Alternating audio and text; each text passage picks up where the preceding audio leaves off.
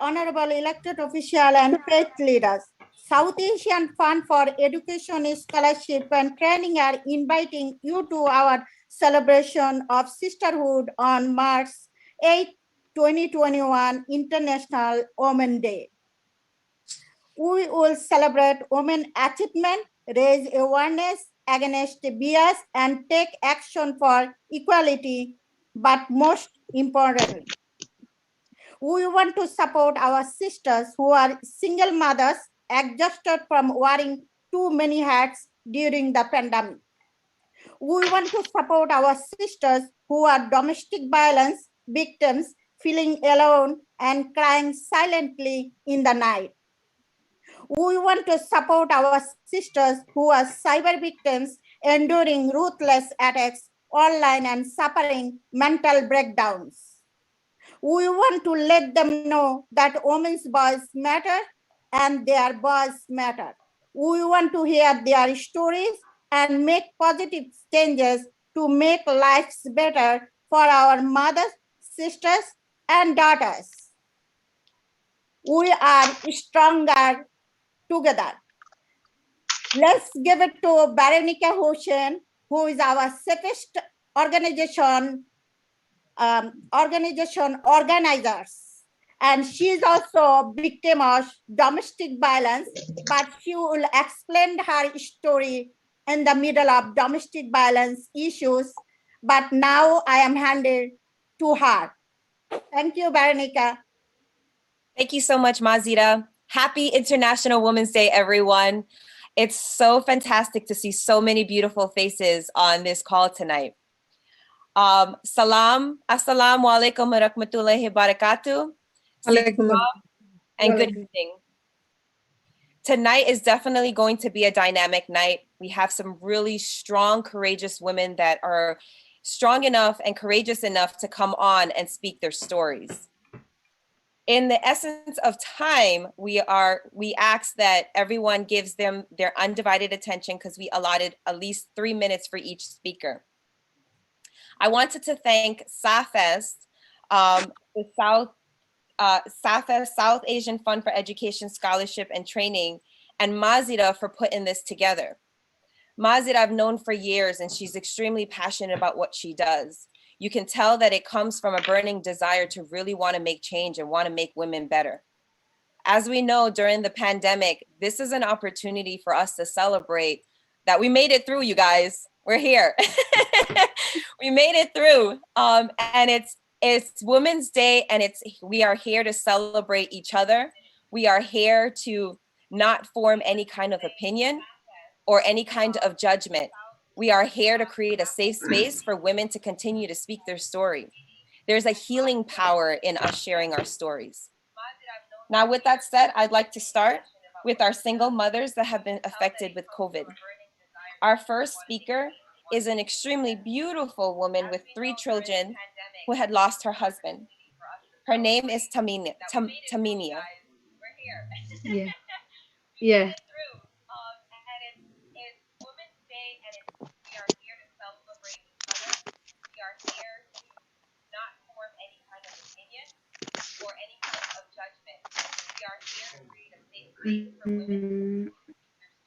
Hello, my name is Tahani Aboshi.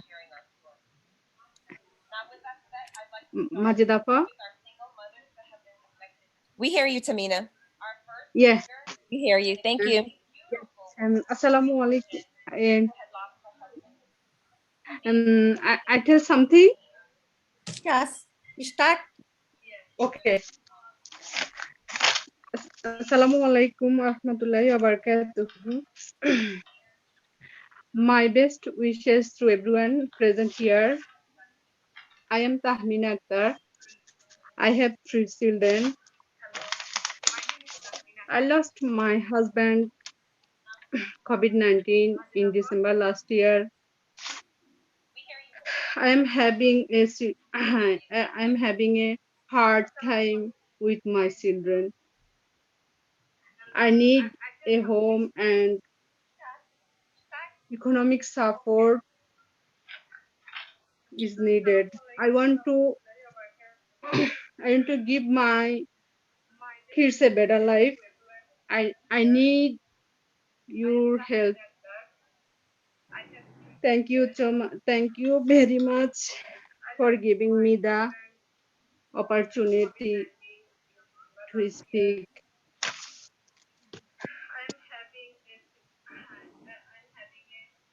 Thank you so much, Timia, for sharing your story. We know as a sister that it's hard to come on and to speak your story and for asking help. But we know as a community, we can only do this together. Now I see that we have some of our elected officials signed in. Thank you so much for signing in and for spending the time with the women that are going to be speaking out their story and having an opportunity to tell you about the resources that we're going to need to support our women in our community. So thank you so much, Tamia. Our next speaker. Thank you. You're welcome. Our next speaker is another amazing woman who is struggling with a loss of a husband. She has 3 children, and she also would like to be vocal about the things that she's needing and the struggles that she's going through. Robbie, are you there?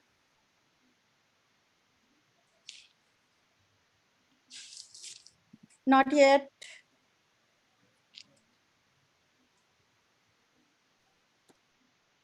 Okay, so our next speaker, another beautiful, amazing woman who would also like to share her story and the struggles that she's going with losing her husband. She has 2 children, and her name is Jessica. Jessica, are you there? Yes, I'm here. Hi, Jessica. Hi, nice to meet you here. Hi, my name is Jessica. I'm a single mom. I have 2 young daughters. They are only 10 and 7 years old. And now we live in a studio apartment. It's very limited for us. My daughters are suffering because they could not learn properly remotely. And I tried my best to help them, but because I am having issues understanding. Sometimes I'm very angry with myself because my language is not good. So I can help them.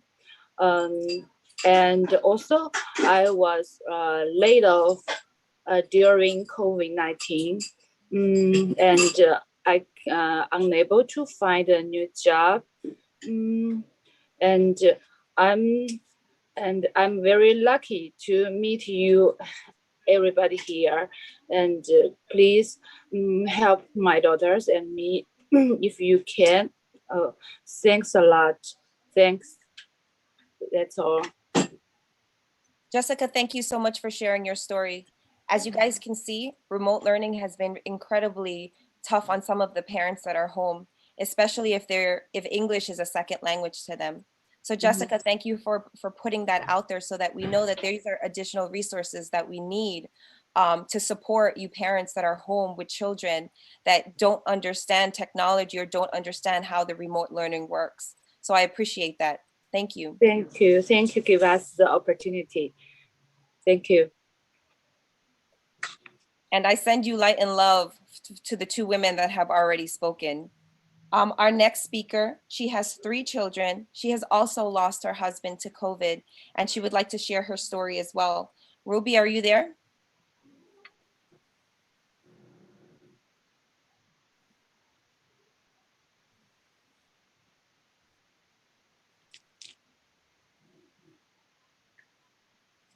Ruby?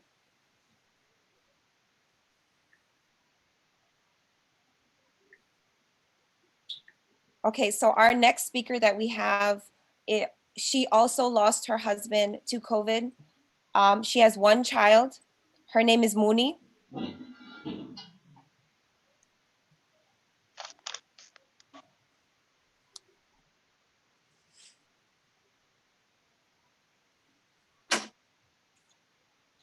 Mooney, are you there?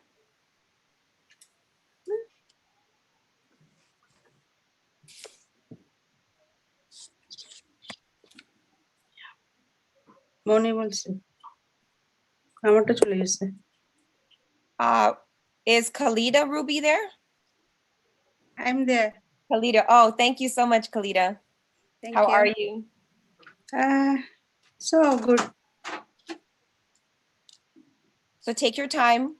We know that speaking up is hard, and we are all here to support you. Thank you. I say something? Yes, please. Okay. Hello, everyone. Good evening. My name is Ruby. I lost my husband during COVID-19. Very difficult to survive with 2 children. Single mothers needs first priority under government policy. We need support for housing, financially, and legal help for free. We want single mothers policy. Act needs to implement. Thank you, everyone. Please help single mothers. Thank you.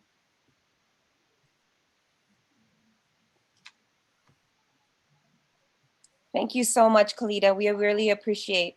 As you guys can see, we have some single moms out in our community that needs our support. So we have our community leaders on call tonight, and they are asking for certain resources, but we also have our sisters. This is a great opportunity, not only for us, for our community leaders to support, but us as sisters. I, for one, was not aware that some of our sisters in our community need some support with the remote learning. Some of us can reach out to each other. So if you'd like to also share your information, there is a chat group. You can share your information or reach out to any of these women. Make sure that you're also using this opportunity to network with each other, to create a connection. That's what community is about. It's also about us uniting and making a connection with one another so that we can continue to support each other. So please, some of these mothers out here have spoken up, and it takes a lot of courage for them to come out, speak their story, tell their private stories, speak about their children, and speak about the things that they don't know. So I do advise some of you sisters to reach out some of the sisters and let them and give them some hand in some small things with, you know, teaching Jessica how to do the remote learning so that her child can continue to flourish with their education at home. So moving on, our next segment is domestic violence. As a thriving domestic violence survivor myself, this topic is especially near and dear to my heart. So we have some individuals on here that are going to be speaking up about their own stories and their own courageous stories and how they're dealing with being a domestic violence victim. Our first speaker is Hasina. Yes. Mocha. Mocha. Thank you for giving the speech. Thank you for Subversion Organization, Asian. So actually, my name is Hasina Akhtar. We're getting married the August 23, 2013. It was the arranged marriage. My husband name is Mohammad Shirazul Islam. So he came for US February 2015 immigration visa. I always working 2 jobs, 50 and 60 hours weekly. So I support him too much. And, you know,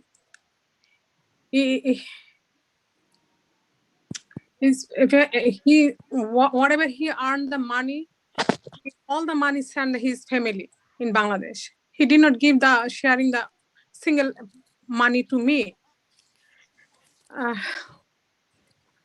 This is very painful for me. Take your time.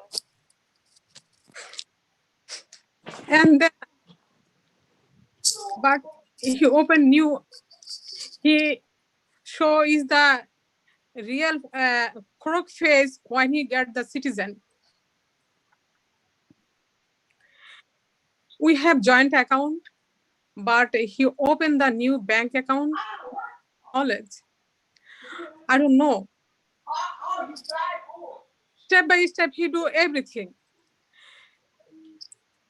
So last 3 months, when he got the married, when he got the citizen, he every time his face, behavior, everything. He tried to the fight every day with me, without reason. Last 3 months, too much physically, mentally, too much he torturing me. And one day, tried to the kill me. He tried to the mess me with his car. One day he told me that to go behind of the car, keep an eyes, then any opportunity coming car, I was standing behind of the car. He pulled the car, the reverse, and I was the back, and then say, hey, what happened? Why you car is push me here, and car behind of the I just go out. Then he said, I'm sorry. I did not realize. Tried to so many times. I sleep one day. He killed me like my thought. He killed me. I said, what happened? Why you do like this? So many times he tried to kill me. So many times. Physically, mentally. And he took me the last time. He took me the all money, my jewelry, everything. And hit me. And he go out of the house. Then that we are the Asian people. So many times everybody said call the police, because I try to continue the life. That's I did not call the police, because I said try. I don't call my organization people, my relative. They said don't call the police. If you call the police, he's not gonna continue your life.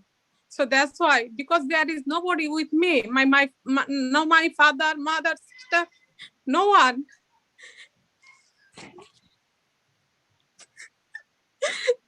He torturing too much me.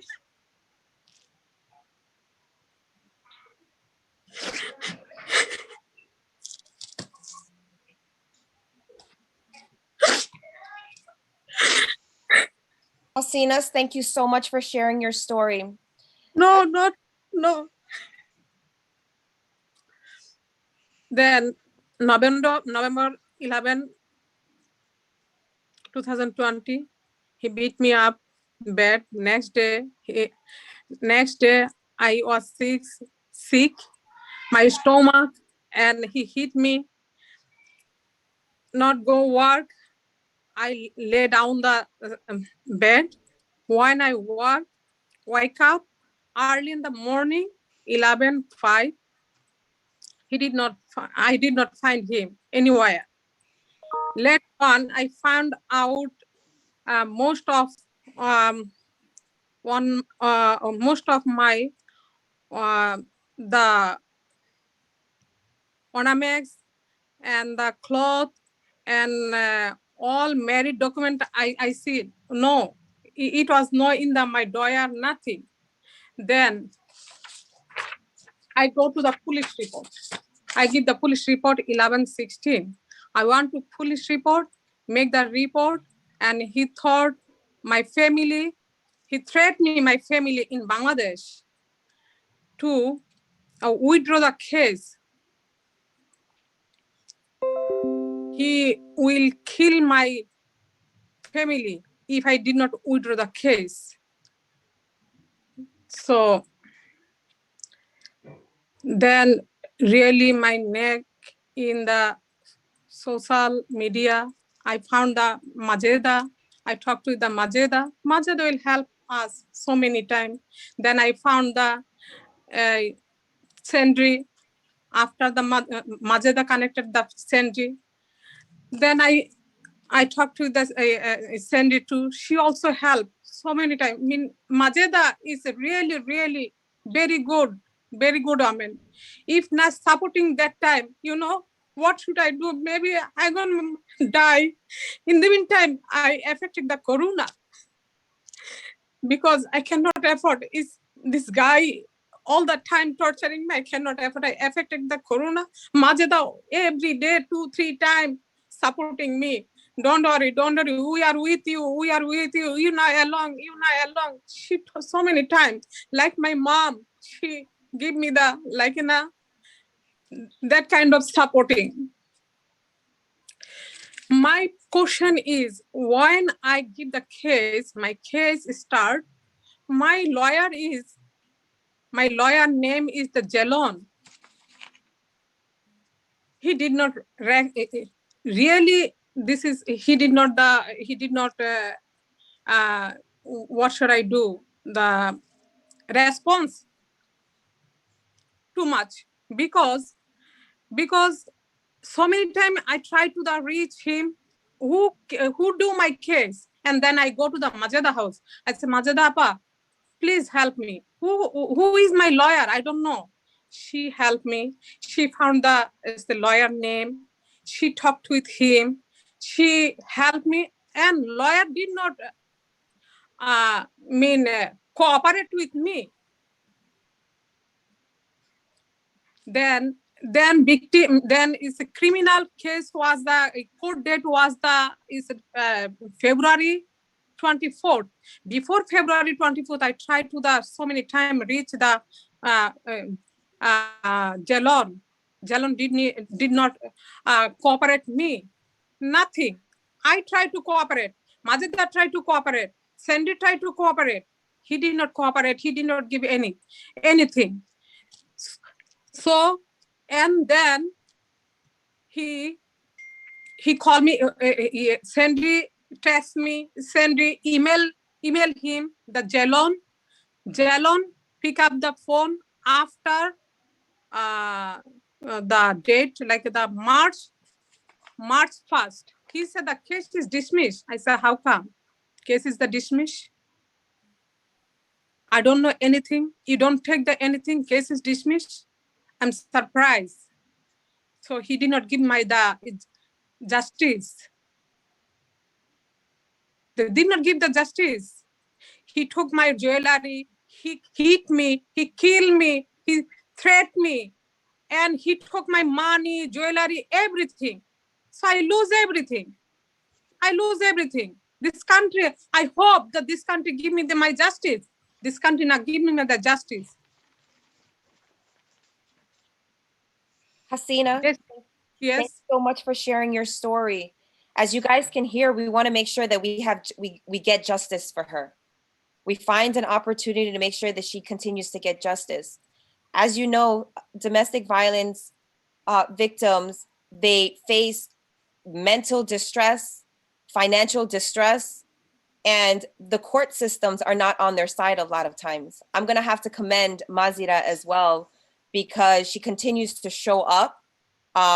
She continues to speak about the issues and try to identify the defect and remediate those issues. Hasina, that took so much courage, and I applaud you, and I thank you for sharing your story. I need my justice because it's, I try to I fight and I fail. I can control myself because these guys kill me, took me everything. I lose everything. I bring him this country. I give my all thing. He took the passport. He took everything. He lose my time. I did not take any justice. What happened? This country, we are women. That's why no justice. The man, he took the private attorney. That's why I talked to the Majeda Appa. If you say that, if you send the private lawyer, I go to the private lawyer. Maybe I win. Majeda said no. It is the government lawyer. Don't worry. We're gonna try to you. Don't worry. I said no. Still, I so pain. Understand how much I pain. How much I crying every night. Just the Majeda told me the lot of domestic violence. Whole night is crying. We are with you, Hasina. Hasina, we are with you. We are all going to make sure that we continue to pray for you. This was the Jalon negligence as the Mr. Jalon Laglensi. That's why his case is dismissed. Why the case is dismissed without my knowledge?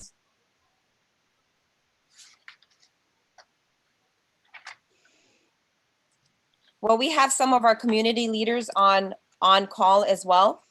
We're going to make sure that we give them an opportunity to speak. We have our New York State Senate for District 13. Senator Jessica Ramos has spent her life fighting for working families, advocating for labor. She is chair of the Committee of Labor in New York State. She is always fighting minimum wage raises, workers' rights. She also introduced halal and kosher bill into the Senate. I'd like to give Jessica Ramos an opportunity to speak. Hi, thank you so much, Veronica. Good evening, everyone, and happy International Women's Day. It's so good to see you all. Despite not being able to be in the same room and perhaps shake your hand, even hug some of you, we still are taking advantage of a day to think about what role women are playing in society today. And of course, for us legislators, how policy is poised to improve our lives if we can continue to organize with our community and with our union leaders and with our neighbors to make it a reality. I want to thank all of the women who have shared their stories. It's not very easy to do. In realizing how important it is to find compelling ways and empathetic ways to connect with people so that we can bring about change is really important. So thank you all. My name is Jessica, and I'm a single mom with 2 children. My boys are 7 and 9 years old. They go to PS 69 right here in Jackson Heights. It hasn't been easy for many people. I have seen within the other mothers at the school how they've wrestled with a lot of the changes that have come along with COVID. And I, of course, for those who lost your spouse, your loved ones, I want to express my deepest condolences to you and your loved ones. But this pandemic has left a lot of new heads of household and has left many people with new responsibilities. And that's why really I think our role as legislators is largely to focus on how work is changing, how we're supporting people to make the best possible career choices, and to make sure that if you're not able to work, that you have a safety net, that you have the right network to support you in your ability to raise your children with the best quality healthcare, with the best quality education. I have a child care bill in the New York State Senate poised to put a very small tax on big business so that we can provide every single New York City child with affordable childcare, if not free. The other thing that has changed tremendously during this pandemic is a lot of people have had to enter the workplace or find work as street vendors. We've seen that right here on the streets in Jackson Heights. I have more street vendors than ever before, and most of them are women who have lost their spouses and are now having to utilize the skills that they have or do what they enjoy doing in order to make ends meet. And we've been fighting so hard for them and for so many others who have been excluded from all of the economic relief during this pandemic. So many of these excluded people are women because domestic work is labor. Women who work cleaning houses, women who work in restaurants, everybody who's been left out from any economic relief, especially undocumented women. We need to be able to tax billionaires in order to provide them with some economic relief here in New York. And I hear, I think it was the other Jessica who talked about remote learning and the changes of in our education system. You know, a lot of our parents need better support. Our parents are not all necessarily inclined to be educators, and that's okay. This is why we depend on each other in a society to be able to develop the tools that we need in order to support each other. And that's why we say that it takes a village to raise a child, because it does. This is why we try to model the best possible behavior towards each other, so that we're setting the best possible example to our children. And ultimately, you know, that's what it's about. It's about us being able to leave a generation behind us that is able to do better than us. I firmly believe that this is something that women in our society are uniquely tasked with doing. This is why God gave us the power to birth new human beings and to bring new life onto this planet. And so this is why, you know, being able to be here with you today, to celebrate today, to support more moms running for office so that they can bring their life experience into writing the policy that we need. I want to see many more moms run for office. I really think it's the only way we're going to be able to turn a lot of things around. So I want to thank Mazida, because she always manages to galvanize us around the issues that matter the most. I want to give a huge shout out to my team member, Mary Jabaida, who I see is also on the call. Hey, Mary, I'll see you in the office tomorrow. And to all of you, I hope you have a great night, and I hope you feel very celebrated and loved today. Thank you. Thank you so much, Jessica. We appreciate you. Next, we have New York State Councilwoman from District 37, Dharma Diaz.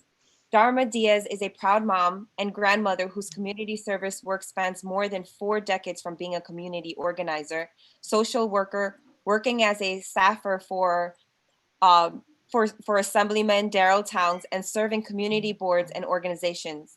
She has always stands for South Asian minority community. Thank you so much, Dharma. No, I thank you. You know, quite honestly, listening to your story, I'm gonna try to hold back tears, but it's hard. It's difficult. You know, I know what it is, not during the pandemic, but what it is to lose my spouse. My daughter was 9, and I had to transition into that. Went from being a stay-at-home mom to getting back into the workforce, and thankfully, I was able to do that. But also in reflection, there were times where I didn't know where the punch was going to come from.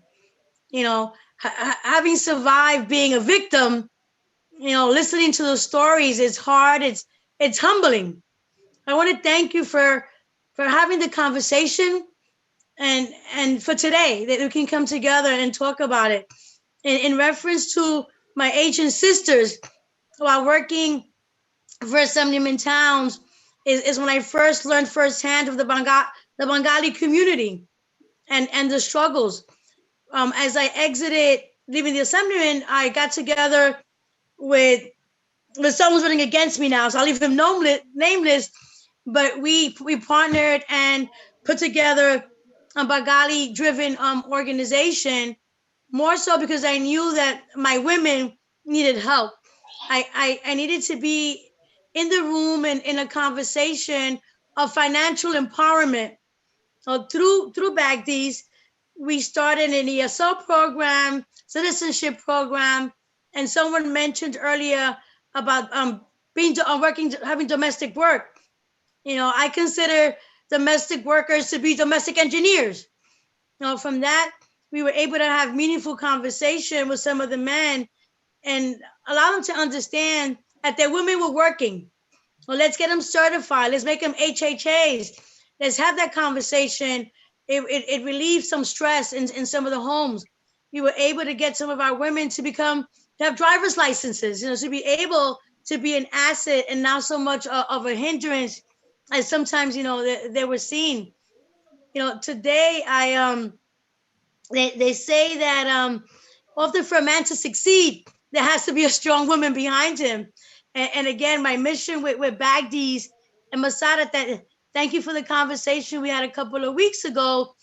where she highlighted when she met me and she knew what I was doing. So to know that someone that I gave breath to, a male, feels that I taught him enough that I can run against me and he can challenge me. You know, I share that with you women, because as we grow and we develop ourselves, maybe we have to learn to be a little selfish and not get lost in the process. As we help our male counterparts, often we forget ourselves. You know, we forget a certification program, just going to the grocery store on your own, small independent decisions that we make are samples for our children, you know, whether it's for our young ladies or for our young men. As women, we're nurturers, but we're seen as the role models, whether or not we see ourselves that way. Today, maybe it's 3 months now since I joined the city council. I was asked about a month ago to become the chair of the Women's Committee and Gender Inequity. I share that to say that I'm here as a woman, you know, as a fellow. If there's conversation that you'd like to have with me outside of here, you know how to find me. I'm sure there's particular issues that you would like to work on. Maybe it's changing a policy. Maybe it's join Jessica Ramos, you know, in the assembly and saying let's get together on a bill. Let's be a part of a cause. Prior to working at the coming into city council, I worked for the shelter system for 13 years. I have a great level of expertise, but when it comes to subsidy, if there's anyone here who's facing eviction, who's having an issue with paying your rent, you know, on the monthly basis, we also have 1 or 2 organizations that were able to secure funding for individuals that have apartments but don't have social security numbers, you know, are here and you know, under the radar. Feel free to reach out to my office, because we can get to this together in reference to those of you experiencing issues remote learning and your children. I'm sure through my office, we can also help you, link you up with an individual of your native tongue that can help you with the process. So again, I'm your tool, I'm your voice, use me. I've gone from being a community voice to a policymaker, and I'm here to serve you. Councilwoman Dharma, thank you so much. You guys hear that our community leaders are signed on today. Councilwoman, if you can add your information in the chat group, because I'm sure a lot of women would like to have your information. If you can go ahead and have someone add your info so that they can contact your office. I know Jessica is very much interested in making sure that she can utilize those tools and supporting her children at home do the remote learning. Moving on. I'm sorry, Senator Prasad was on. She apologized for having to leave, but she wants you as well. You know, as a woman, as a pioneer, she wants you to know that she's here with you. She may have timed off, but I'm sure you know how to reach her office or through me. Feel free to do that. We're here for you. Women lead. Facts. That's correct. Women power. That's what it's all about tonight. It is all about women's power. It is all about us speaking up our stories. It is all about us feeling comfortable and not feeling judged or not feeling someone has an opinion about our stories. So I'd like to introduce myself. I'm the moderator tonight. I'm also a proud board member. I am a director for Southwest. I met Mazira a few years ago while I was going through my own struggle. I am also a thriving survivor of domestic violence. When I met Mazira, I was at the peak of my professional, but no one knew as a senior vice president for a well-known financial institution. Well, I thought no one knew that I was struggling with being in a toxic relationship at home. I defined myself and I covered up a lot of what was going on with me personally, with my profession. And one day, everything changed for me, and everything became exposed. One day I was living in a home, secured in a home with family, and the very next day I was out of my home. What happened with me is for years, I was physically and mentally abused by my husband. And I'm of a Guyanese background that's normalized in our community. It's normal for your husband to hit you. It's normal for him to mentally abuse you. On top of me being a thriving domestic violence survivor, I am also a thriving survivor of depression. I am also proud to say that I spent the last 16 months overcoming the trauma of being molested as a child as well. But my story, I don't like for it to be portrayed in a negative way. I like to put a different twist on it. Now I utilize that disadvantage as my superpower. It's an opportunity for me to really show how strong I've been, and changing the language of mental health. A lot of times we talk about mental health in a negative way. My depression was actually an awakening for me. It was an opportunity for me to hone in on who I am as a woman, as a person, as a human being. My story, for years, I was mentally and physically abused by my husband. And one day I came home, we got into an argument.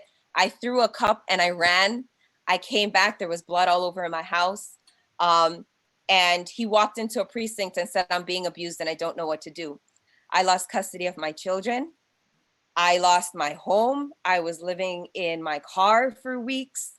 I was walking in a leadership position at work and no one knew. And in order for me to be protected, for my job to be protected, because now I was pending a criminal case, I had to go and tell senior leaders and peers that I was now a domestic violence victim. And that was extremely hard for me because I consistently had this fake face on. But because of the support of Mazira and many other organizations from my community and from my organization, I got the help that I needed. I was able to connect to a much more holistic way of healing, meditation, eating healthier. And now I'm striving to make sure that any other woman that is going through them, to let them know that their story is heard. I had absolutely nothing. He left me with almost $50,000, $60,000 worth of debt. From 2017 to 2009 to right now, I was able to overcome depression. I became a senior vice president for my organization, now creating policies and procedures that's impacting over 18,000 associates for my organization. We supported with creating other organizations that will support women. I've teamed up with Mazira. So I'm also here to let you women know who are going through that struggle right now that you have the ability to change your narrative. You have your ability to retell your story.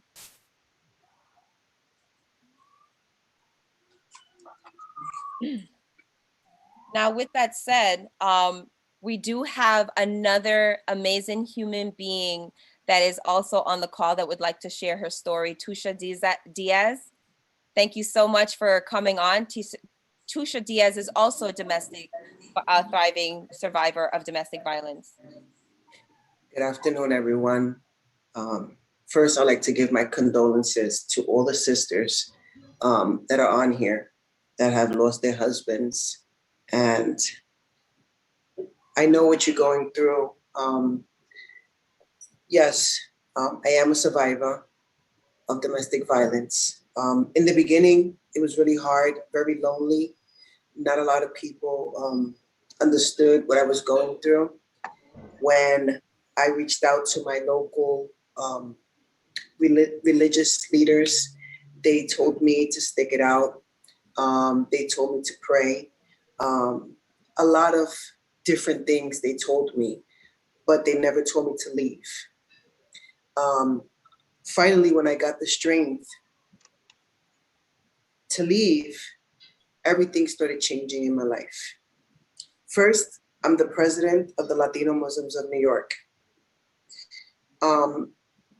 It was hard, but I did it. I made it. Financially, I struggled. I lost everything. I had to start from scratch, literally from scratch, from clothes, my home, my vehicle, everything.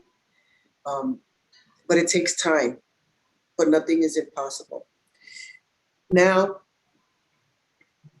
I opened an all sisters beauty space here where once a month, I do women that are domestic violence victims, that are in shelters, that have post-traumatic stress, postpartum, and I give them 1 day of pampering. We do their hair, we do their makeup, their nails, all free, by appointment, and they have to. We have to screen them. Also, we have a food pantry that's once a week, every Thursday. So if there's any sisters, we don't offer any financial assistance, but we do offer food, and we do offer the services that we have. That's how I'm giving back to the community, to the sisters that are domestic violence victims and survivors. I know the time is very short, but I do want to say that if anyone ever wants to just come by and engage and have a cup of tea with me, I'm open. My doors are always open. I know that when I was going through my domestic violence situation, being the president of the Latino Muslims of New York, you have to have a certain image. You just can't go up to people and say, I'm just dying out of my skin. Like, I don't know who to talk to. I've went to the people that I'm supposed to go to for advice, and they're telling me, oh, just go back home. Oh, just go pray. Oh, this is what the culture is about. And, so I know what it is. So you have a sister here, to all my sisters that are here. You have a sister, like I said, once a month, it's free for any woman that's a victim of domestic violence. It's not like I'm going to question you when you come in and say, oh, let me see your bruises. Or no, it's not like that. It's more like a family. And I open my arms and my doors to you all. Thank you so much for having me here. I really appreciate it. Thank you so much, Tusha. I really appreciate your offering tea. I think I might hit you up for tea. I think you're more than also welcome. You see, you're more than welcome to come. Amazing. It's all women. Make sure you guys, for pampering, hit Tusha up. She's definitely there. Thank you, sister. I know as a survivor, it's extremely hard while you're going through your own struggles. It's actually really healing to help others as you're going through and to connect with others that are going through it with you as well. I've come to terms that now, I didn't know, but it is so much healing for me to see how I'm helping others heal. And it's just a blessing. It's just a blessing. And I always say, we have another sister that comes here, and she's a victim survivor now. And she started coming here, and now she works here. Now she works here because she's never worked before in her life. And if you see how she appreciates the dollar, I mean, we take for granted, we buy a cup of coffee, $6. But the way that she holds each dollar, to take care of her family, because she was abused so much financially that she didn't have anything. She treasures each dollar that she makes here. I mean, it's... Thank you so much, Tusha. We really do appreciate all your support. We have John Liu, who is an American politician in New York City, a member of the Democratic Party. He's a member of the New York State Senate for the 11th District in Northeast Queens. John Liu has definitely supported the South. Veronica, thank you for the intro. You don't have to do the intro. Okay, thank you. Thank you. I mean, Mazeda tells me where and when, and I show up. Like all of us. Yeah. I was on earlier, and that was before Jim Gennaro came on. I heard, I think it was Hasina's recount of her experiences, and it was a very tearful testimonial, and I was the only guy here, so I wasn't sure what I should do. I figured maybe I'll leave. But then I texted Mazeda, and she said, no, come back on. So I'm on with you. I've unfortunately heard too many of these accounts where either people have lost loved ones, or of course worse yet, women in particular, have suffered domestic violence at the hands of someone purportedly who loves them. And it's just the most difficult thing. And sometimes I need to have this kind of this space. I don't know if you can have an organization that has a more apt name than what Ms. Ada was able to name this organization. With a combination of acronyms, she came up with Safest. So congratulations to you on that, Sister Ms. Ada. I'll never be able to claim that I know how it feels. I've never felt that kind of hurt or fear in my life. But I have certainly heard my share, and also worked with really powerful women like Senator Ramos, who was on before when I was on earlier, and Senator Persaud. I followed their lead, and of course we have Councilmember Tusha Diaz here with us. So you can count on me to be an ally for legislation, for resources, or if I can offer food and shelter, I'm happy to do whatever I can. So that's Thank you so really much. all I can say. I do want to say it's great to see my sisters, longtime sister. Oh, Catalina Cruz. I'm sorry, Kat. Always good to see you, as well as Rokeya and Mary Jobaida, that powerful mother of three. I don't know how you, actually four if you count Abu, mother of four. So great to see all of you, and I wish lots of luck to some of the people here who will undoubtedly become our decision policy makers, like Tahani, and you got Jaslyn here. I mean, this is why I left, because I felt I didn't belong here. I was not in the right company that where I could add something, but whatever I could do. Thank you. I appreciate you, John Lou, and you definitely you definitely belong here. Absolutely. Well, anytime, anywhere. And we thank you for what you continue to do for our community. Our next speaker is Mamadou, who is a mother of three and also a thriving survivor of domestic violence. Mamadou? Mahmouda, speak. Hi, good evening, everyone. My name is Mahmouda Khatun, and I am a DV victim. I'm single mother, and I have two children. One is 5 and one is 10. And I am struggling to pay rent and put food on the table, feed my child. Finding a job without childcare. Please, I need your help to survive. Thank you so much for the opportunity. Thank you so much for that. Again, domestic violence and all the single mothers out there are struggling. So we have our community leaders on here to ask for specific resources, but we also have a circle of sisters that are here to also support each other. With that said, our next speaker will be Rokeya. Rokeya has one child, and she is also a thriving survivor from our community. She's also another one of my soul sisters that we do a lot of activist work together. Rokeya?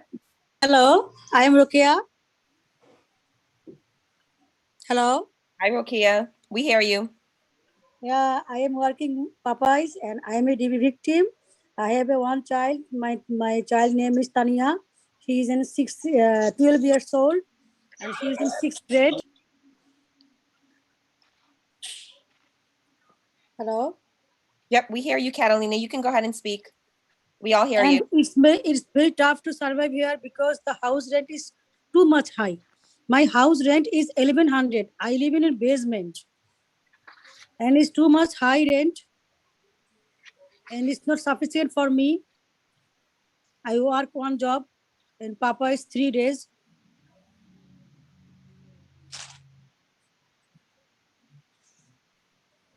Because my English is not very well. That's why I can't do the best job for this city.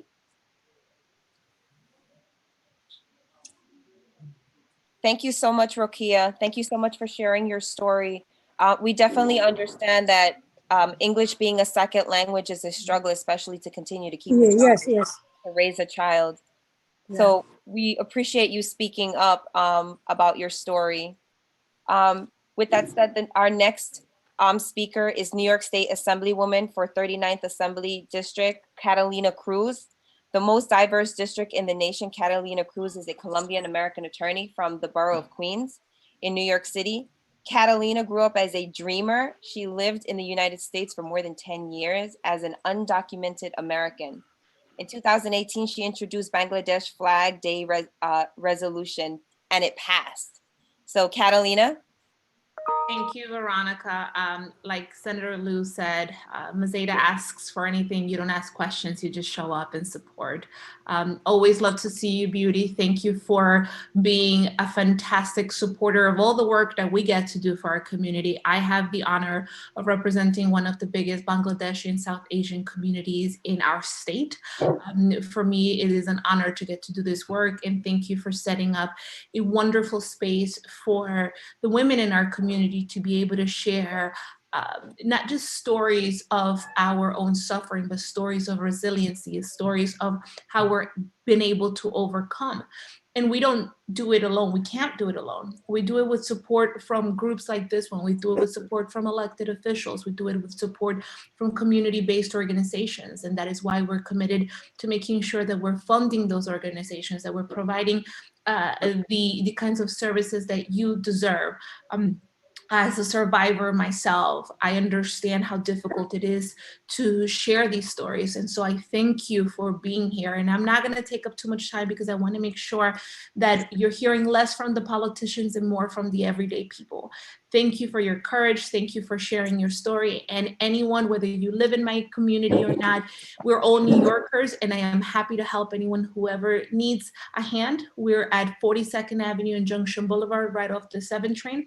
I'm at 718-458-5367. That's 718-458-5367. If you need help navigating the criminal justice system, because we've heard some people who have their own cases of domestic violence and they might need help connecting with services. If you need connecting with services for a job, for food, it's a tough time for everyone, and we're here to support you. Thank you, Mazeda, and thank you, Veronica, for the time. Thank you so much, Catalina. Thank you. We appreciate you. Next, we have New York State Councilman for District 5, Ben Kallos. He was praised by the New York State Times for fresh ideas and elected in 2013 to represent the Upper East Side, Midtown, East Roosevelt Island, and East Harlem, along with all 8.6 million New Yorkers in New York City Council. Do we have Ben Kallos on? You've got me, and you've got the first feline. Her pronouns are she, her, and her name is Pandora. I'm Councilmember Ben Kallos. My pronouns are he, his, him. I want to thank the South Asian Fund for Education Scholarship and Training, Safest, and Mazeda Uden, as well as Cindy Liang for having me here this evening as we celebrate International Women's Day. It's an honor to be here to mark the achievements of women all over the world and throughout history while raising awareness against bias and taking actions for equality. I just want to use this moment to talk about the fact that people are policy, and we need to elect more women at every level of government. If you've been reading the newspapers for the past couple of weeks, we need to end toxic environments that make it difficult for women to succeed in any workplace, let alone government, where you should be able to succeed most. The only way to do a lot of this is for people who are here right now to get involved in government, to, if they're students, consider interning in any one of our offices. I'm here in Manhattan. I see my colleague John Liu from Queens, James Gennaro, my newest colleague from Queens, the assembly member we just heard from, and also take an opportunity to perhaps even run for office. Right now, women are underrepresented in the city council. We have 51 members, which means that women actually outnumber men in New York City. So there should be 26 women in the city council. It's 2021 right now. I've been out there trying to elect more women, particularly of color. And that is something that everyone can help get done. And we also need to do things to try to create some equity, make sure that everyone has access to taking family leave, that both parents take equal amounts of family leave. President Obama found that in heterosexual relationships, men take 1 day of paternity leave for every week of paid family leave that a mother often does. And that's why I took paternity leave and think more should. I will say that if there's anything we've learned from the pandemic, parenting and working has been incredibly hard, and we need to make sure that we not only have universal pre-K, but have universal 3K in every single neighborhood and win universal childcare. And it's one of the topics for debate in 2021. We also need to make sure that we offer access to reproductive health in every single environment, mental health in every single environment, and that means meeting our kids in our public schools. I see we do have the city education chair in the Senate. So while I've got the senator here, I want to make sure that children have access to reproductive health in every single school building, have access to choice in every single school building, have access to vaccines from things like HPV and cancer, and that we even bring the vaccine for coronavirus to every single building, and make sure that we have more guidance counselors and social workers and therapists in our schools than police, and just really make sure that we're taking care of women, children, families in our city, and that this is a place where everyone can succeed. And that's going to start with electing more women. So thank you for having me. And if you felt inspired today and you're interested, feel free to reach out to me, policy@benkalos.com. And let's encourage you to run and make laws and policies that help on this International Women's Day. Thank you. Well, you guys you heard Ben, all the women on this call tonight. If you need to run for a council member or to become an elected official, he's definitely there to help us, support us. So make sure you reach out to his office.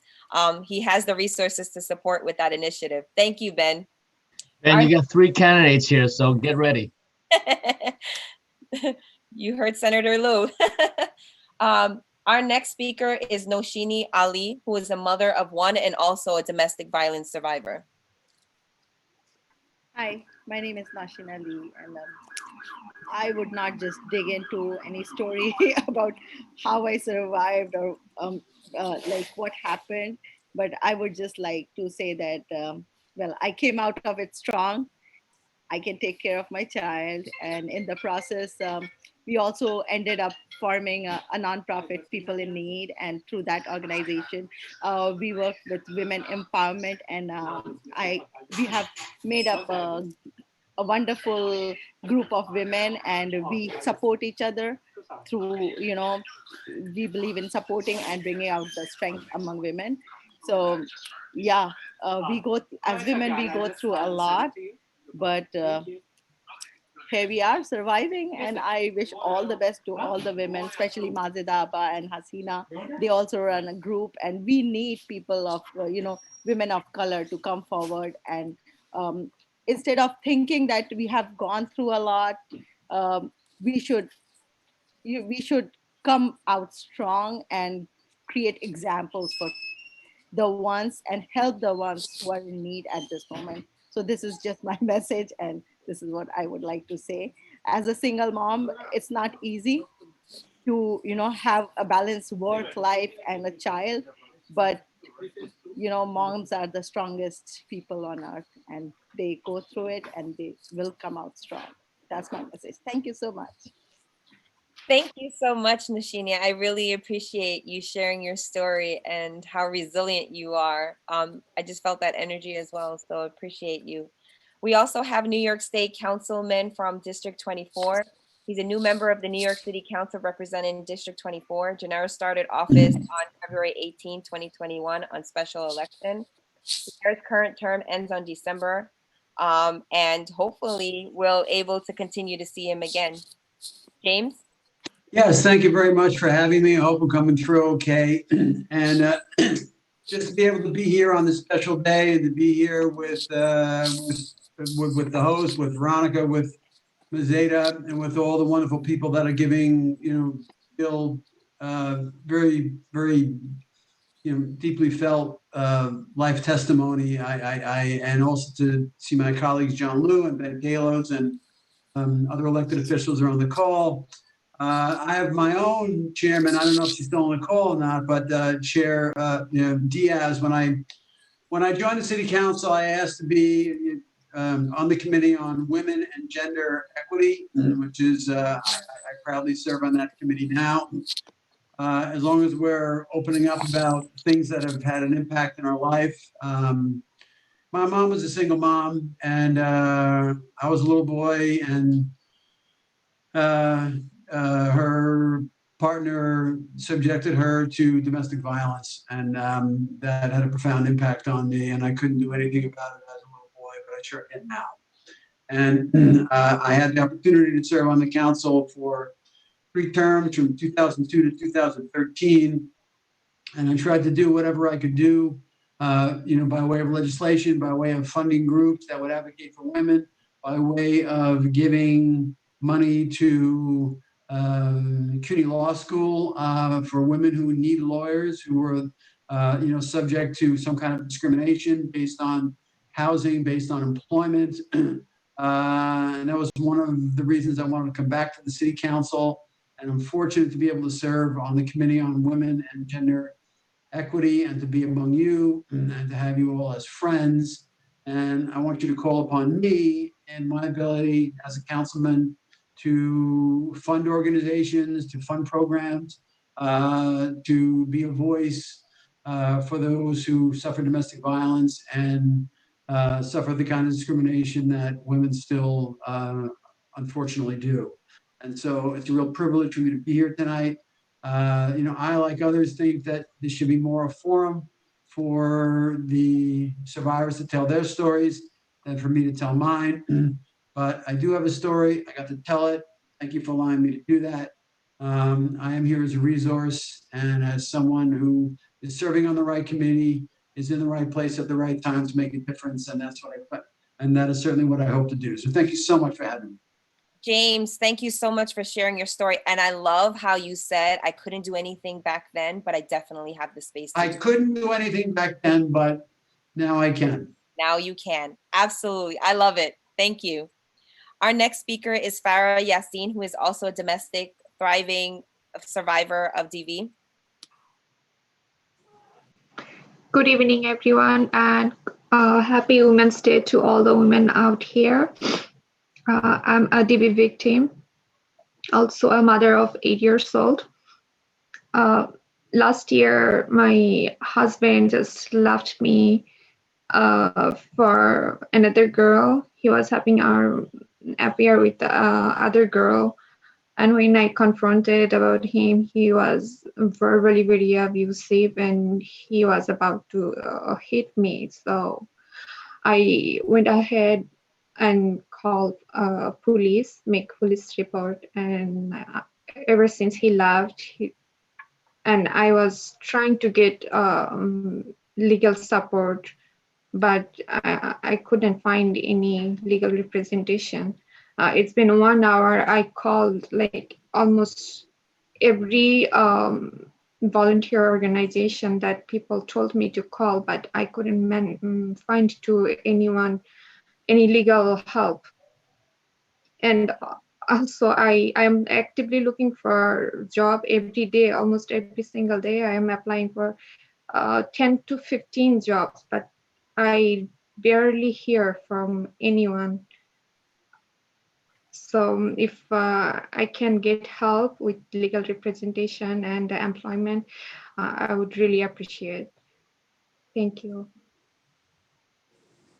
Thank you so much, Farah, for sharing your story. Work, I know, is extremely hard, and we apologize. We send you light and love. We know that you're going to make it through it. There's, again, a circle of sisters here to support you. Next, we have another mother with one child, Delaria, who is a domestic violence survivor. Do we have Delaria?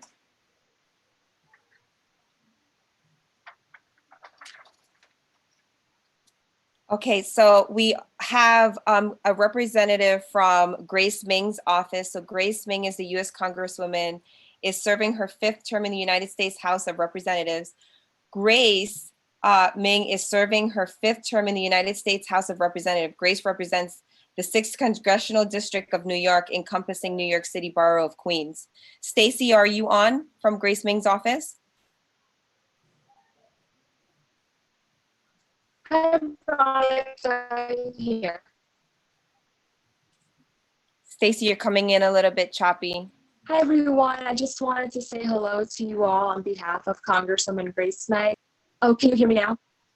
Yeah, we hear you now. I'm not sure if you can hear me. Yeah, we're good now. Thank you. Okay.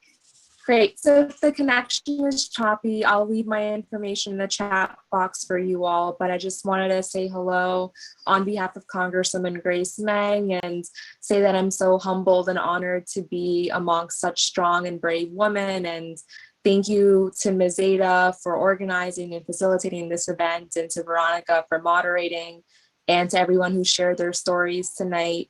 Thank you so much. And our office, we are a resource for you all. We assist with a lot of federal programs and resources. If you ever need assistance with immigration or Social Security, any kind of issue with the federal government, our office is here to support. And I'll leave our information in the chat box so that you can reach out to us. We're open and we're always here to support you all. And thank you so much. Thank you, Stacy. We also have Jocelyn Kaur, who's a candidate. Jocelyn, are you on? Yep, I'm here. Thank you so much for having me, Veronica. You're welcome. Yeah, so good evening. My name is Jocelyn Carr. I'm from Eastern Queens and Glen Oaks, and I'm a candidate for New York City Council in District 23. I want to wish a happy International Women's Day to all of the impeccable women who are holding our world together and have put themselves on the front lines to secure a more livable and just world. And I also just want to extend a heartfelt thank you to all of the women here tonight who have just so bravely shared their stories and are working towards building sisterhood, community, and family together. There's clearly a lot of unresolved trauma, whether it's with family violence, domestic violence, immigration, and policing. And as a fellow daughter of Indian immigrants, you know, these are issues that are just so deeply intertwined and can extend across generations if we don't take them head on. And I think we all just need a moment to ground ourselves. So, you know, folks just need to take a deep breath in and out, feel your feet on the ground, ground yourselves in this moment, because we're carrying a lot of stories with us away from this Zoom tonight. And it would make me so much happier if I could share this in community with all of you in person and just share that love with each other. And I also want to extend some personal well wishes to folks who are struggling with the onslaught of deeply painful and traumatic stories of all of the survivors who have come forward against Governor Cuomo around sexual harassment, abuse, and violence in the workplace. You know, as someone, I spent a number of years working with survivors of sexual violence, many of whom are young students themselves who faced harassment, violence, and abuse in schools. And coming from that background as an organizer, I know that it's mental health care, institutional support, economic support, legal support, and care that is so, so desperately needed. I know some of you have shared instances where legal support was just unaffordable, where calling the police would jeopardize your own security situation. And this is telling us that there's a systemic problem in how we address gender-based violence here in New York City and across to many of our folks who have family abroad as well. And to that end, I just want to remember that International Women's Day began in the labor movement. And it's really International Working Women's Day, right? To commemorate the often unseen labor that women create and carry. It started with women in textile factories across the world gearing up to strike for workers' compensation and fair labor practices. And to this day, it's clear that we're still fighting for so many of the same fights, from closing the gender wage gap to protecting domestic workers from retaliation and wage theft. There are plenty of moms here right now who are juggling remote learning at the same time they're trying to be parents and sisters and loved ones to everyone in their community. So I just want to extend so much grace to all of the power you're holding right now. And remember that however much the world wants to make your labor and your work invisible, you will never be invisible in the eyes of your community. And it's very clear that we need to end the gender wage gap for many of our women who are domestic workers, working in the fast food industry, and people who aren't working at all to this end. The COVID-19 pandemic has had us lost loved ones, has put us into housing insecurity and food insecurity, and left us without the opportunities to care for our loved ones and our children. And so it's clear that we need the kind of city and state legislation that is going to bring us out of this public health and housing crisis and keep us living lives with dignity. And so I think we have a lot of work to do. And it's clear that from our moms today that y'all are the anchors of your homes, and you should feel immensely proud of yourselves. Your children, your families, your communities love you and really want to see you thrive. So I'm hoping we can leave this with a little bit of joy. So again, thank you for your dedication and diligence. And I want you to remember that we need each other in this fight to win gender justice once and for all. We do that by building collective power. We build that by sharing stories and reminding ourselves that we are never alone in these instances. And we have to remind ourselves that a better world is possible. We just have to have the will to mold it and shape it together. So thank you again to Mazda Appa for inviting me. Like many of whom have shared today, when she asks you to come, you show up. And I'm so proud to share this community with all of you. I've marked so many of the organizations I got to check out tonight as well. And I can't wait to hopefully meet some of y'all in person. Have a great rest of your night. Thank you so much, Jocelyn. We really appreciate that. With that said, we have another powerful, dynamic woman. Lima, are you on? Lima?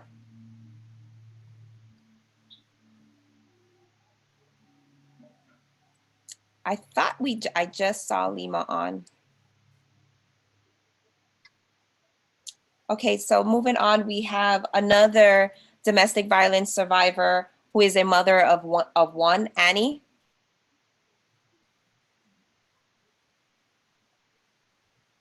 Is Annie on?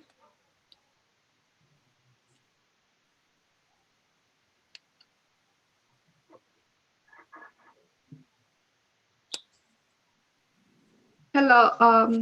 I am Annie. Mazida registered me maybe as Annie, but my full name is Farah Yasin. Sorry for the confusion. That's okay. Okay, so we had Annie on already. We're going to move on to Delaria. Is Delaria signed on?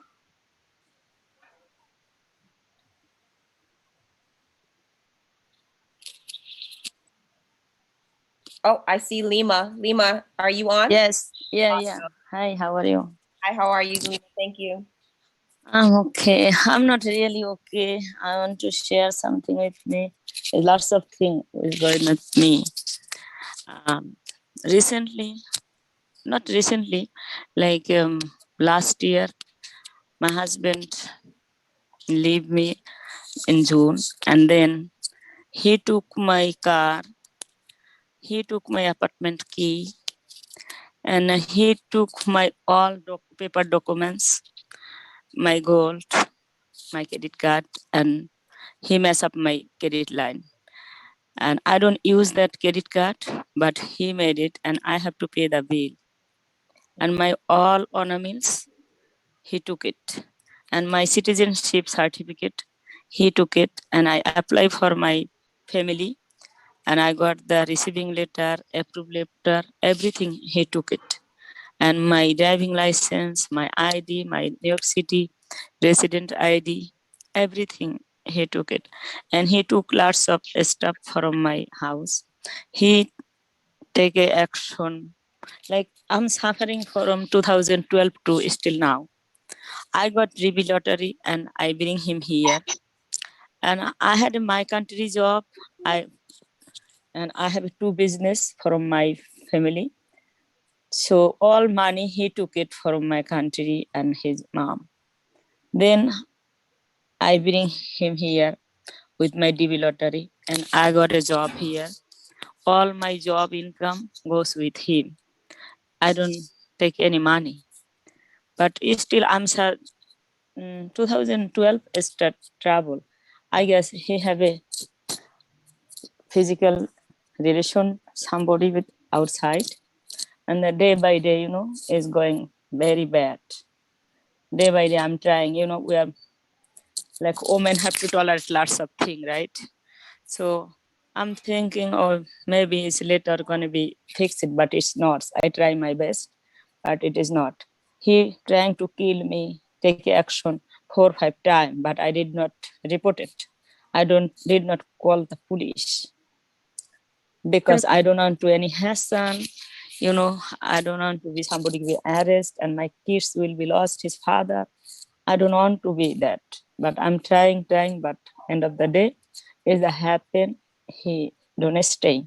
He trying to me kick me out lots of way, but I'm strong. I said, I'm not going to go anyway. I'm going to stay with my kids. Whatever you like it, you can do it. And then the last year, June 2nd, he leave. But when I was in working, I don't know, even he don't told me nothing, no, don't notice nothing. He's asleep. And he have a key, still he had a key. So every time he come my apartment, he took day by day my stuffs. Even he changed my mailbox lock 2-3 times and he don't want to give me the key back. Then I call the safer agent. They change my lock and the domestic violence. I have a file with them. And I don't know how I'm gonna get my papers, documents, my ornaments. Like, almost 350 grams of gold is 22 karat gold. He took it all. And my citizenship certificate, I don't have any copy even. He cuts my lots of dresses. And he took 4 or 5 times, kill me, he took the action. But I don't have the report. And I don't know what I'm gonna do that for that. So it is, yes. Thank you so much for sharing your story. Now, I heard you kept on saying he took it, he took it, he took it, he took it, he took it. Well, I want to let you know, as a thriving survivor, my ex-husband took everything as well, and I was able to rebuild it all. Some of the things that I've heard you state that you need support with, getting copies of your documents, there's resources for you to get the copy of your documents. Fixing your credit, there's resources to help you fix your credit.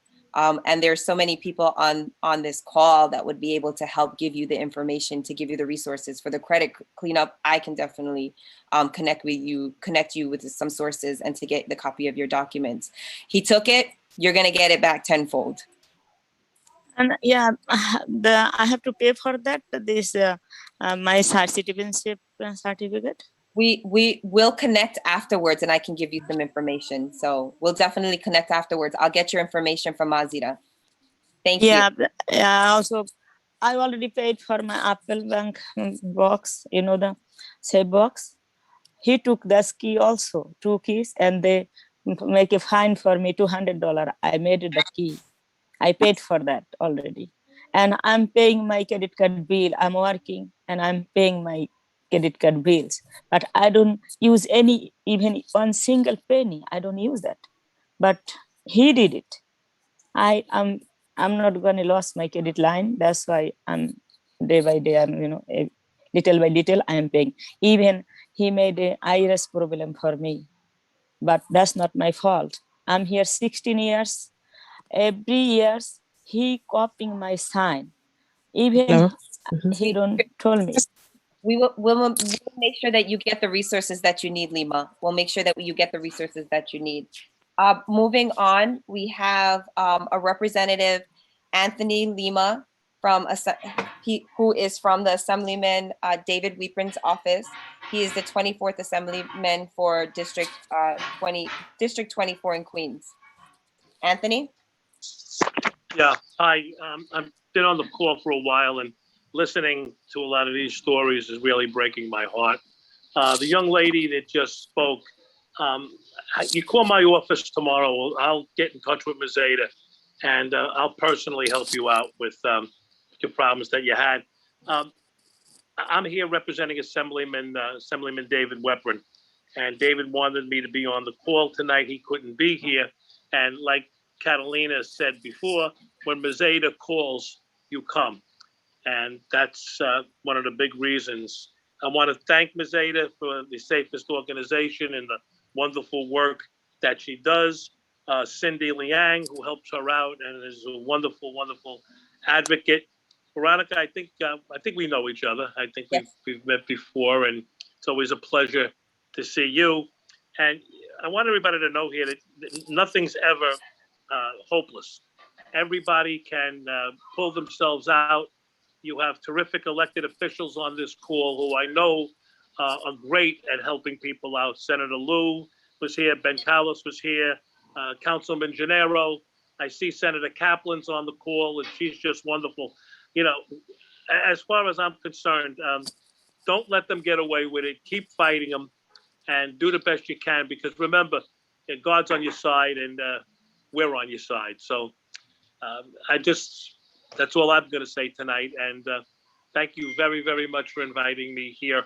And also, I want to get a shout out too to Stancy from Grace Meng's office. My son Anthony is Grace Meng's deputy director, and Stancy's really terrific, and she does amazing work for the Congresswoman.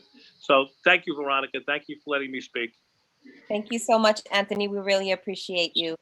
We have New York State Senator for District 7, Anna Kaplan. Anna is a former child refugee who has devoted her life to public service as her way of giving back to the country that has given her so much. Anna? Good evening, Veronica. Thank you so much for having me. I'm so honored to be taking part in this program. Thank you to the Safest Organization for being there as a resource for a lot of people a lot of women who are hurting out and who really need somewhere to turn to for help. And I heard some of the stories tonight, and as painful as they are, I hope that they all understand that there is hope for them, that there are resources there available to every one of these individuals. My office, my staff is always open. We're just a phone call away. If we can help in any way, please, by all means, reach out to us. We've referred and have done programs also with the Safe Center here in Long Island, trying to make sure that people are aware of different organizations that are here that could be a resource for you and help you in these very difficult times. Help these women, help them pick themselves up and start over again. We are living in one of the greatest countries on earth. There are resources there, there's opportunities there, and I know sometimes it could look very, very dark, but there's always light at the end of the tunnel. And you just have to keep going after different resources that could be helpful to you. And if the first one doesn't work out, don't give up. There are other places that you can reach out and get the help that you need. With that, again, I want to thank you for putting this program together so that they can understand we're here as representatives and we'll do whatever we can to help them out. Thank you. Thank you so much, Anna. Really appreciate it. Next, we have New York State Assemblywoman for 30th Assembly District, Jennifer Rajkumar. Jennifer? Yes, hello. Happy International Women's Day to everybody. And I'm so glad to be here with my best friend, Mazida Udin. We have done so much together for the Bengali community and for all communities. And, you know, as the UN Declaration for Women stated, the complete development of the world, the welfare of the world depends on the equality of men and women in all fields. And that is so important. And that is why we are all here today. So one thing that we are doing is making sure that domestic violence advocates pay equal attention to South Asian domestic violence victims, and to make sure that all women around the world are safe and protected. When I was a law student, I actually studied human trafficking. And in my studies, there was a case where 13 women were actually in the human trafficking business and abused. One woman escaped. And the reason she escaped was because she was given access to support services. So it's very important that we support all women and invest money and resources into helping women, helping them get back off their feet, helping them break from the cycle of violence. And as the first South Asian woman elected to office in this great state, I am fully committed to that task. So thank you, Mazida, and all my friends and electeds here who are helping every day to make that happen. And happy International Women's Day to everybody. Thank you so much, Jennifer. We really appreciate it. Our next segment is on cyber victims. So technology has come about and has created a whole new form of hate. So we wanted to bring on Shampa. Shampa, are you on? Yeah, Talk about your experience with being a cyber victim. Shampami. Yeah, I'm harassed with social media. Yeah, someone, I don't know him, but someone mentioned me and argument with me, but I don't know him, who's the guy. But he took my name, and I'm really in the bad situation because he told me I am the guy told me I am my affair is someone, just everything false. So I'm in problem. If my husband know that, he will kick out me from the home. You know that. So I'm really helpless right now for that guy who are attack me, the cyber. No. So I want to say we want to raise actually I want to raise my hand because we need to fight. We need to fight that against that guy, right? Hello.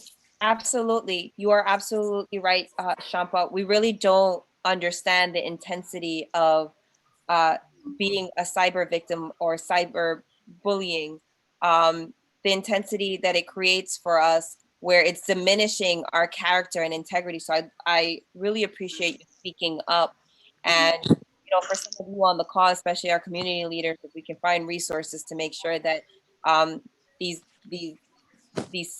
cyber hate happening, if we can find an opportunity for us to create something that doesn't allow this to happen.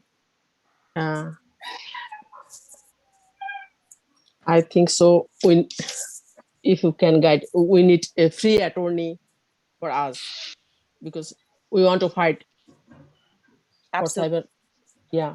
And we'll make sure that we continue to stand by you Yeah. and fight and create, maybe there's policies that we can have. Yeah. With that said, we do have New York State Assemblywoman for 34th Assembly District, Jessica Gonzalez on. Jessica Gonzalez Rojas. Hi, thank you so much for having this. Happy International Women's Day.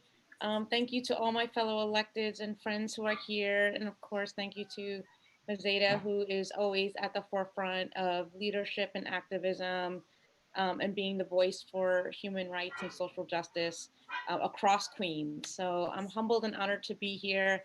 I was juggling a legislative conference and this meeting, so sorry I joined late, but I've spent my career fighting for health, dignity, and justice for women and specifically women of color. So this day is deeply meaningful for me. In fact, when I used to run a nonprofit called the National Latina Institute for Reproductive Justice, this was a day off. We gave a day off to our staff to celebrate International Women's Day because we felt it was so important to have a day of rest and respite and to celebrate and honor our legacy of powerful women across the globe who have fought for dignity for women. We still have a lot of work ahead of us. There's a lot more work to do. We have to continue to fight. We have to continue to build power. We have to continue to ensure that the voices of women, including trans women, are at the forefront of activism, of human rights, of dignity. I spent my morning with a group of immigrant women, honoring the fact that we've lost so many through COVID and that we need to fight to ensure that they have the healthcare that they need, specifically in this moment, because we know that women bear the brunt of the harms during this moment, right? We're playing teacher and parent and caregiver and worker, and many of us are essential workers. And we're juggling all those realities in a moment where 57% of the female workforce has been decreased. So there's a lot of work ahead of us. I lean on you all. I count on you all. We have to work to elevate the voices of women who are most impacted by the policies that we create. And that's why I ran for office. I really wanted to ensure, as an activist, as an advocate, and as an organizer, that I don't speak for anybody, but what I do is work in community to elevate the voices of the folks most impacted. And I got to work with a group of women who were transit workers and were hired by third-party vendors to clean trains at night. And what I heard from them, these are mostly immigrant women, were that they were being sexually assaulted, that they were not given bathroom breaks, that they weren't allowed to drink water, that they weren't given PPE. And I made sure that in my power as an elected official that I was able to bridge the conversation between those workers, right? The people on the front lines doing that work, ensuring that New York City is healthy, putting their own lives on the line to make sure that we're connecting them to the highest ranks of power at the MTA, and that the MTA president heard directly from those women who were experiencing, assault and hardship and exploitation by those third-party vendors.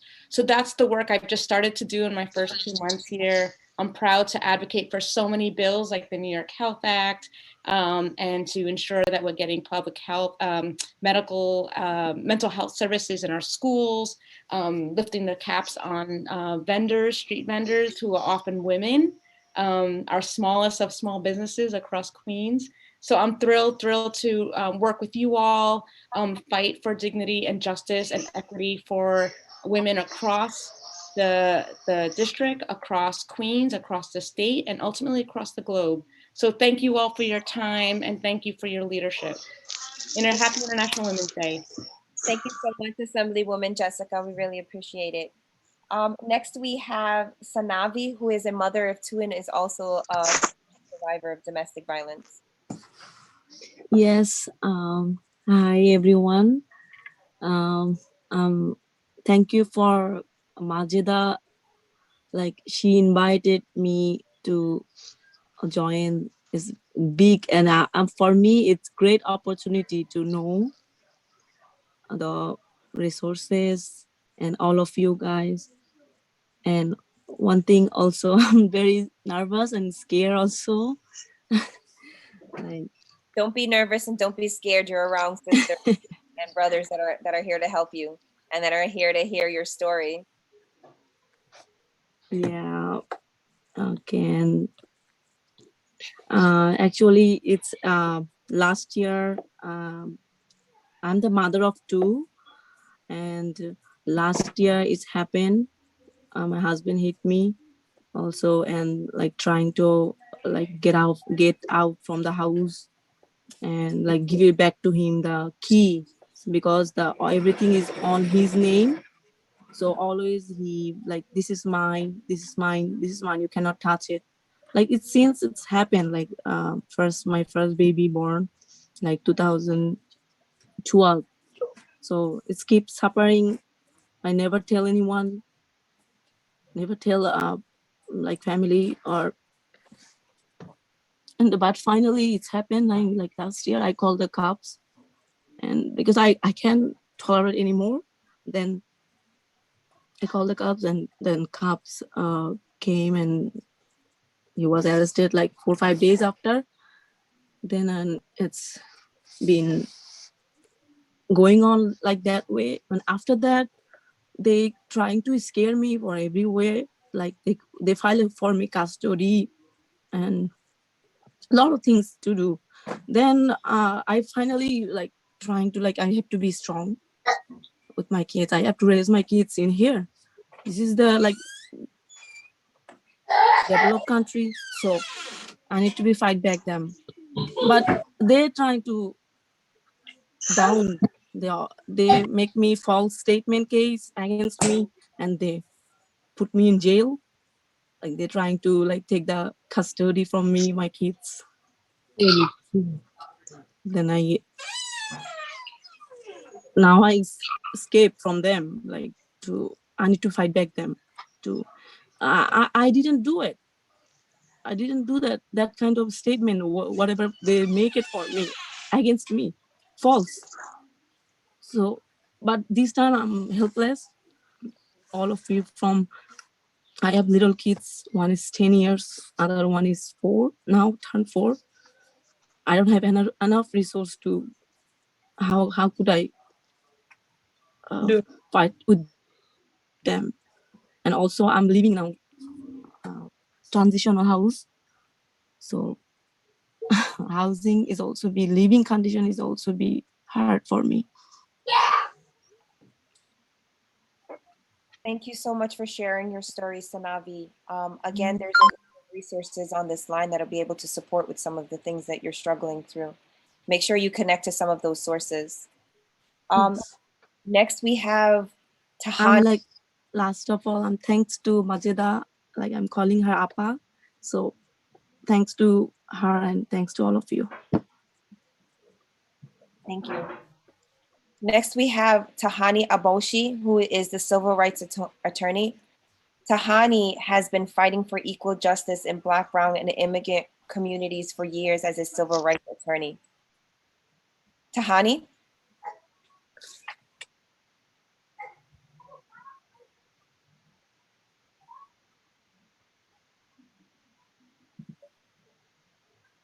Is Tahani locked in?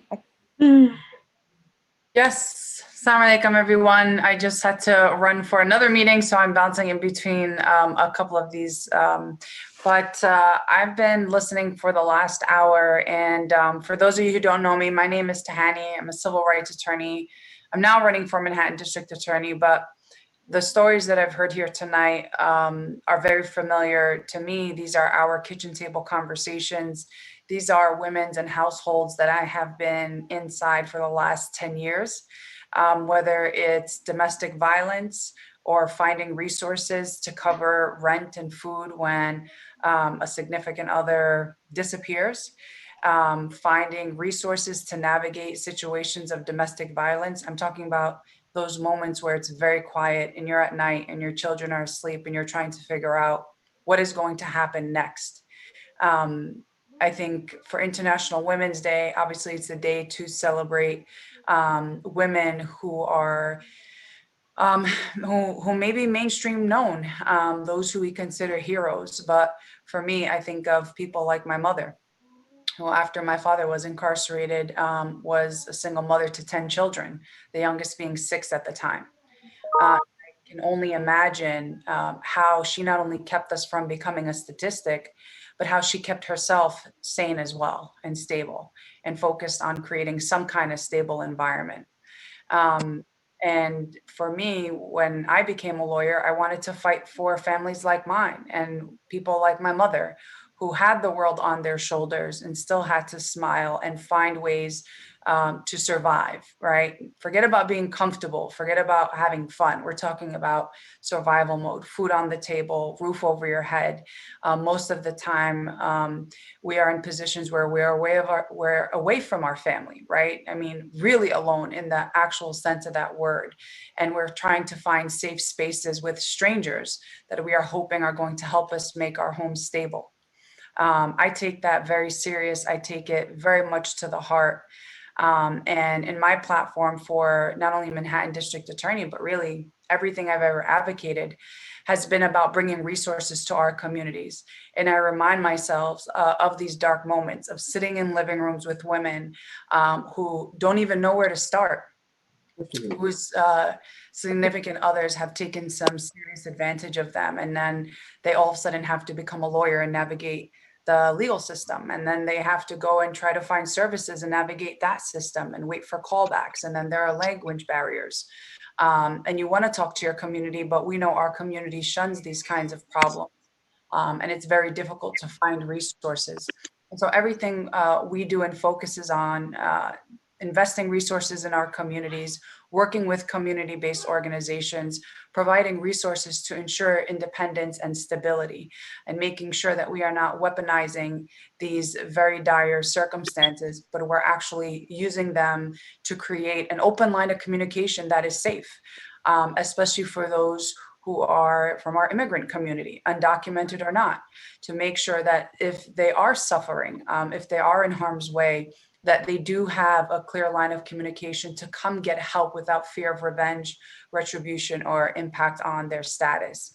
And that's an important part if we're actually going to make sure our communities are safe, that we focus on those partnerships and we focus on that kind of communication and resources.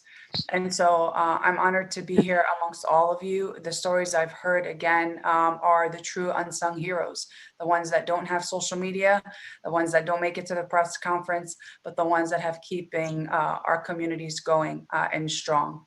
So thank you all so much. It's an honor to be here and share this space with all of you. Thank you so much, Tania. We really appreciate you. Next, we will continue with our cyber victims. We really don't understand the trauma and fear that our cyber victims are experiencing right now. So we have Tania.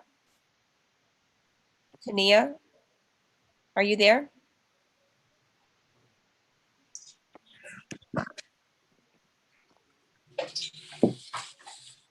Tania, I think she's trying to come out of mute.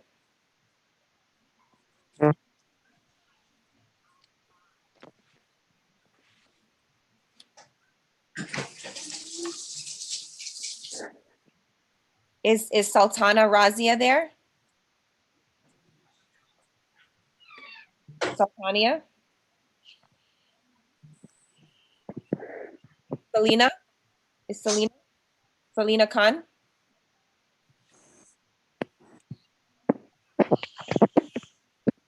I think I just saw Selena Khan as well. Hello. Hi, Selena. Hi, how are you?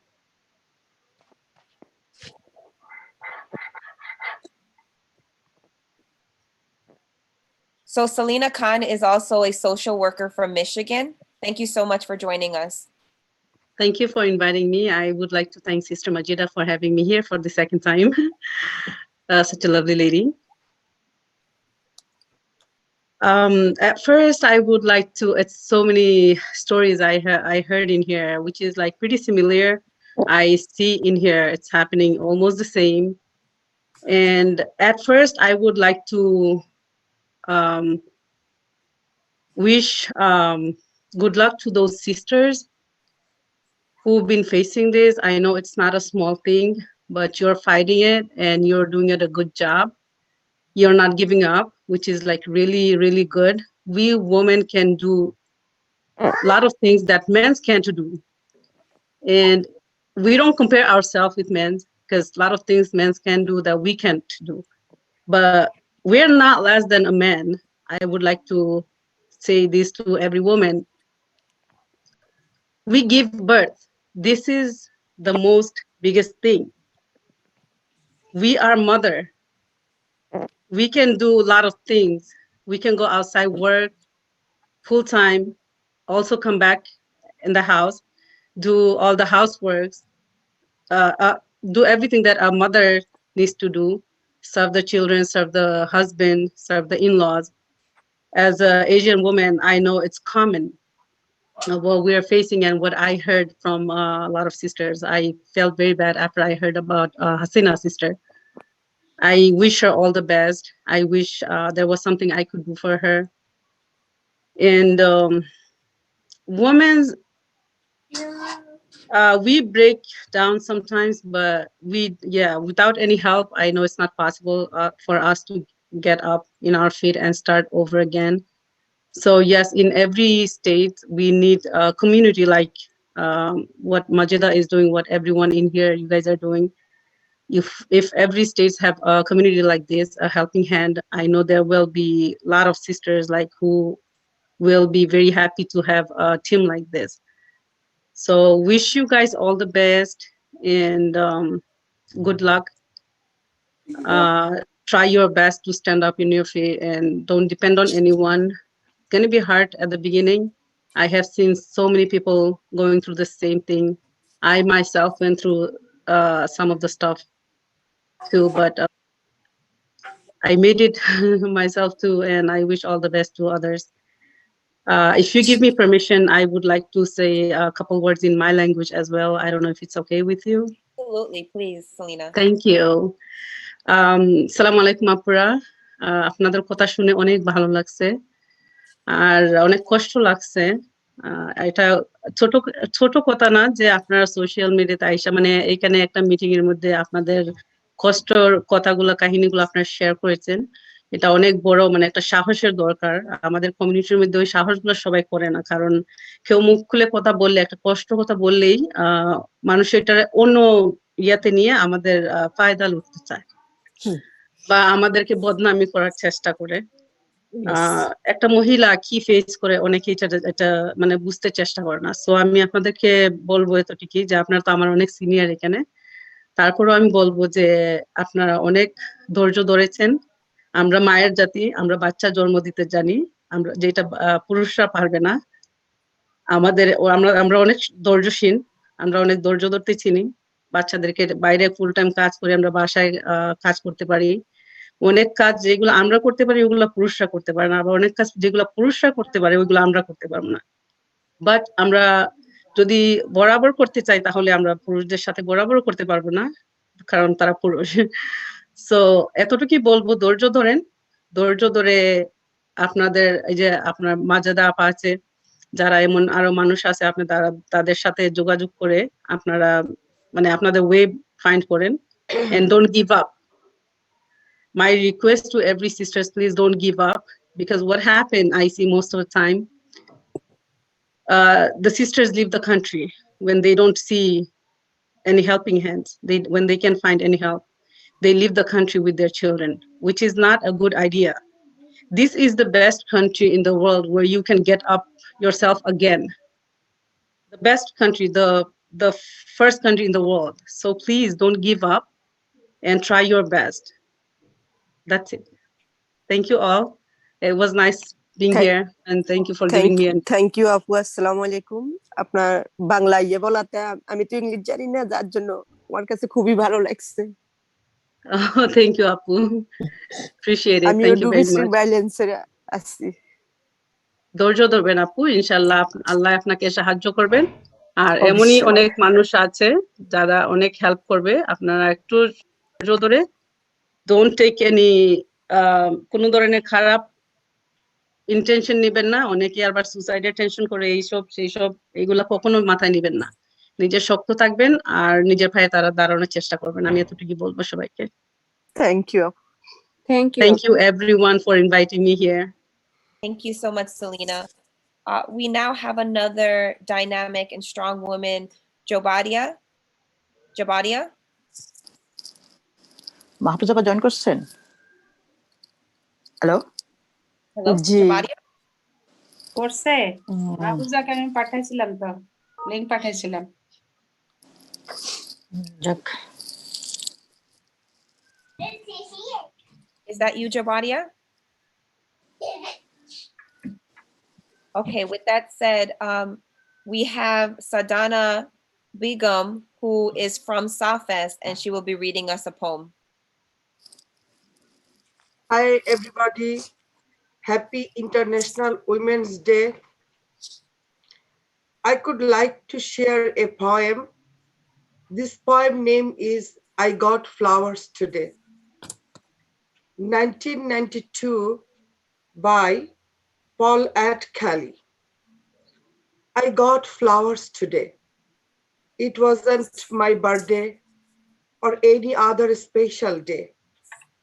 We had our first argument last night, and he said a lot of cruel things that really hurt me. I know he is sorry and he didn't mean the things he said because he sent me flowers today. I got flowers today. It wasn't our anniversary or any other special day. Last night, he threw me into a wall and started to choke me. It seemed like a nightmare. I couldn't believe it was real. I woke up this morning sore and bruised all over. I knew he must be sorry because he sent me flowers today.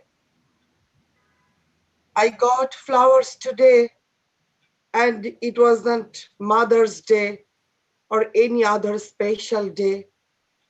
Last night, he beat me up again. It was much worse than all the others' time. If I leave him, what will I do? How will I take care of my kids? What about money? I am afraid of him and scared to leave. But I know he must be sorry because he sent me flowers today. I got flowers today. Today was a very special day. It was the day of my funeral. Last night, he finally killed me. He beat me to death. If only I had gathered enough courage to leave him, I couldn't get gotten flowers today. This poem is dedicated to all the victims and survivors of domestic violence. You ask, why didn't she leave him? But we asked, why did he hit? Please stop all violence. Thank you, everybody. Thank you so much, Sadana. That was a very profound and deep poem. I know that resonated with me and some of the other women on the call. We have New York State Councilman from District 14, Fernando Taveras. His leadership position in the New York City Council include chair of the Governmental Operations Committee and co-chair of the Gun Violence Task Force. Good evening, Fernando. Good evening, everyone. Blessings to every single one of you in this International Women's Day. I honor every single one of you. You had tremendous worth. You had tremendous value. When I look at you, I think about my mom. During a period of my life, my mom had to raise 4 boys. We didn't have much, but she had it all. She had a vision for us. She believed in us. And because of the vision that she had for us, she installed in us a vision for education, to reach out to others, And look at where I'm at today. I've never thought I would have been a New York City council member, but she planted those seeds. My mom passed away this last August. She died of COVID-19. It was the worst day of my life. It was, I never cried so much in my entire life. But I, I do know that I'm reaping what she has sown. And I want to encourage every single one of you. You are making a difference. And as you reach out to women that are, and just like in this poem, just pointed out, there are women who are in a domestic violence situation. They get caught up in a cycle. My doctorate is in counseling. I have a license in mental health counseling. And I saw cases after cases of this vicious cycle that sometimes it's so easy to get caught up on. But you are the catalyst. You are here today, the ones who can make a difference in someone's life. So I salute you. I celebrate every single one of you on this International Women's Day, and continue to make a difference. Continue to have these type of forums because you never know what you say. You never know that insight that you bring, that it could be the catalyst to change someone's life. So blessings to every single one of you. And inshallah, I'll see you next time when you have a tremendous event just like this one. Thank you. Thank you so much, Fernando, and blessings to you as well. Thank you. With that said, everyone, I wanted to thank everyone that was on the call tonight. First of all, I'd like to thank Mazira. I think some of the message when we talk about Mazira was pretty consistent. When Mazira says to show up, that means you show up. Because when we're showing up to something that Mazira puts together from SAFES, that means change is going to happen. That means someone is going to be helped. That means that there's resources that are going to be implemented. That means that we are going to identify what the issues are. We're going to have an open and safe conversation amongst each other. That means that we are going to find solutions, and we're going to make sure that we bring in community leaders to say this is what we need and demand it. But in the same breath, our community leaders needs to hear our voice. They don't know what we need. And for you to continue to show up to events like this is important, because this is the only time that change like this is going to happen within our communities. I'd like to thank all the guest speakers that shared their story. It was very courageous of you, and it was very strong of you. I know on my end, it continues to be a healing process for me every time I speak my story. And every time I speak my story, I continue to change the narrative. And I want you to know that all the guest speakers that spoke up today, that your narrative is going to continue to change as you continue to strengthen your voice and opening up your throat chakras. I want to thank all the elected officials that showed up on this Zoom tonight, and all the community members that showed up. Now, this is a circle of sisters here tonight. We also had the support of our men. Now, today is International Women's Day, but I also want to bring to your attention that the trauma is and the struggle is not only happening for us women, it is also happening for our men. Now, I know a lot of the stories that were told today, it was the men hurting you, but I will tell you from my own experiencing, holding on to that hate in your heart is something that will hold you down and will not align you to opportunities. So I also wanted to bring to your attention that our men also need support. Men have a different way of dealing with their trauma than women do. And I want you to understand that having a deeper understanding of what the issues are will help you free you, will help you align you more to a warmer heart, a freer heart. Now, to every single one of you, I just want to make sure that I send out light, love, compassion, positive energy. I want to thank all of the guest speakers from the bottom of my heart.